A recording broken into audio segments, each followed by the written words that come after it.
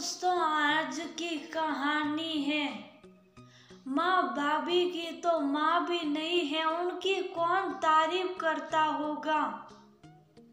दोस्तों, कहानी शुरू करने से पहले अगर आपने चैनल को सब्सक्राइब नहीं किया हो तो कर लीजिए ताकि आपके पास पहुंचे हर नया वीडियो। निशा अपने मायके आई हुई थी अपने भाई की शादी में। ज्यादा दिन रुक नहीं पाई थी, इसलिए अपनी भाभी से ज्यादा घुल मिल भी नहीं पाई थी। भव्या के माता पिता नहीं थे, सासा सासी ने उनकी शादी की थी। सासी स्वभाव से थोड़ी तेज थी, विदा करते समय भी पता नहीं माँ से वे उनके बारे में क्या बातें कर रही थी। खैर, अब जब निशा को मौका मिला तो कुछ दिनों आराम से रुकने के लिए आई थी। निशा सोचती थी कि उसकी माँ से बेहतर सास कोई नहीं बन सकती, पर यहाँ का तो मंजर ही कुछ और था। माँ सास तो बनी, पर इंडियन टिपिकल सास। माँ की बातों को सुन कर निशा हैरान परेशान थी। यकीन ही नहीं हो रहा था कि वह ऐसी हो सकती हैं। बहू भव्या के किसी भी काम से वे खुश ना होती। हर काम में मिन मैक निकालना उनकी आदत थी।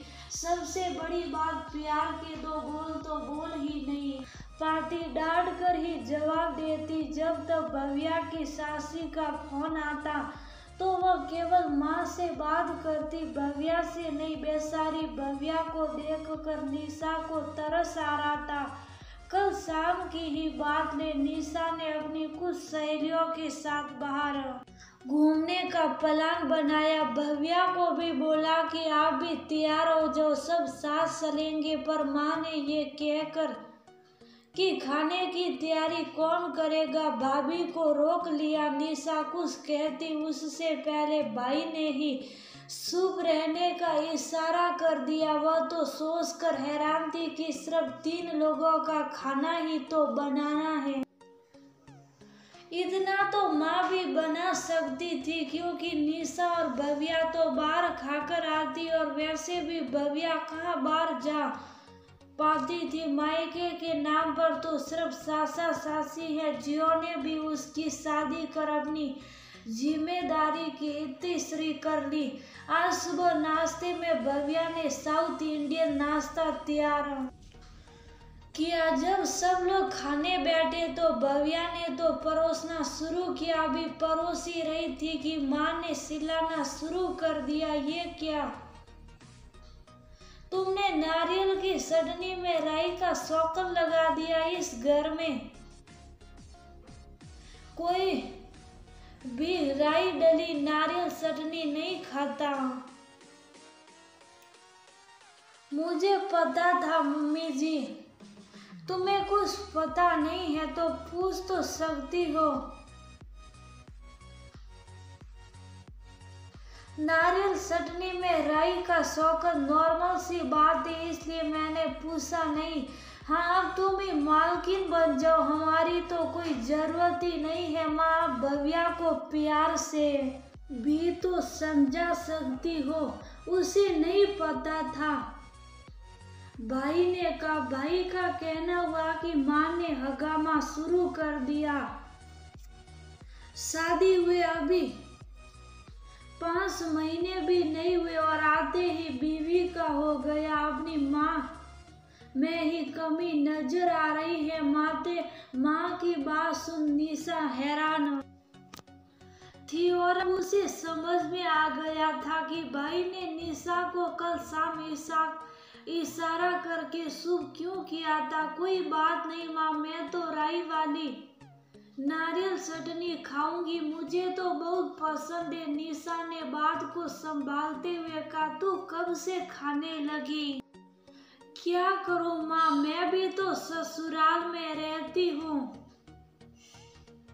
अब जरूरी तो नहीं कि जो मेरे मायके में चलता है वो मेरे ससुराल में चलता हो, इसलिए खानी पड़ती है। हे भगवान, वह मेरी बच्ची को उसकी पसंद की खाने की चीज भी नहीं मिलती है। वह माँ, वह मेरा ससुराल है तो क्या सुनाने के लिए है। काम सारा बहू करे और पसंद ससुराल वालों की, उसके बाद भी बहू की तारीफ नहीं। मेरी बेटी सुबह से शाम तक लगी रहती है, लेकिन फिर भी उन लोगों को कदर नहीं, कितनी मेहनत करती हैं वो। माँ बोलने में तो बोल गई, पर फिर ध्यान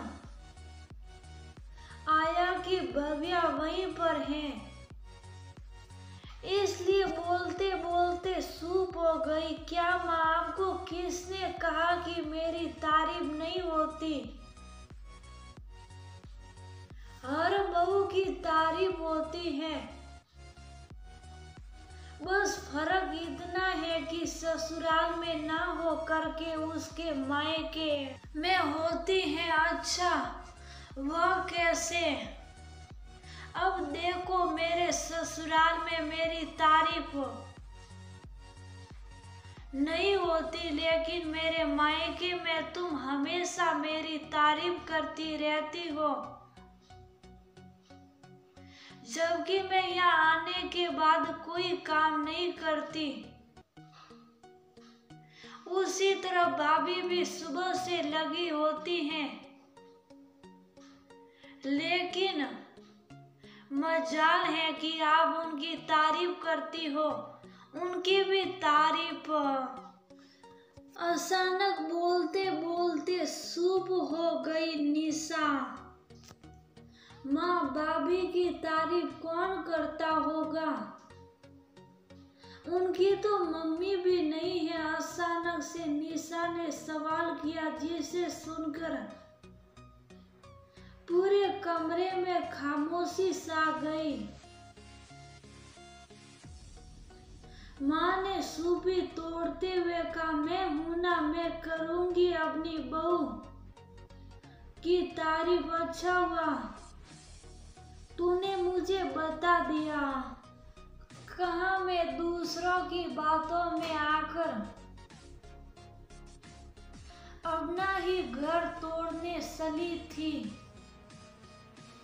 खैर छोड़ो, अब से भव्या इस घर की बहू नहीं, बेटी है और किसी को कोई हक नहीं है मेरी बहू के बारे में भला बुरा कहने की। बस अब यही बात आप इनकी सासी जी को समझा देना। अचानक से भैया ने कहा तो कमरे में